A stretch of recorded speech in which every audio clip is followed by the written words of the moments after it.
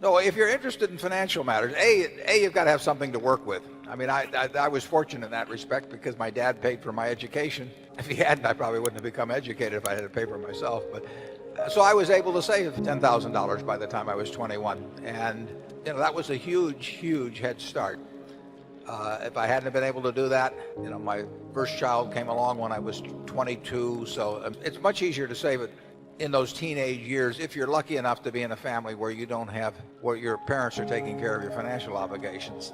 Every dollar then is worth making $10 or $20 later on. And so if you are interested in financial matters, getting a stake early is very useful, and getting knowledge early is very useful. So I would say you're well on the way. If at 11 you're even interested in coming to a meeting like this, and if that interest is maintained, I would read financial publications. I would read whatever was of interest to me. I'd be curious about how the businesses around the town of Kearney operated. To the extent that you can get people to talk to you, and people usually like to talk, learn about who's got good businesses in Kearney and why they're good businesses, and learn about the businesses that went out of business and why they went out of business, and just keep accumulating knowledge. That's one of the beauties of the business that Charlie and I are in, is that everything is cumulative. The stuff I learned when I was 20 is useful today.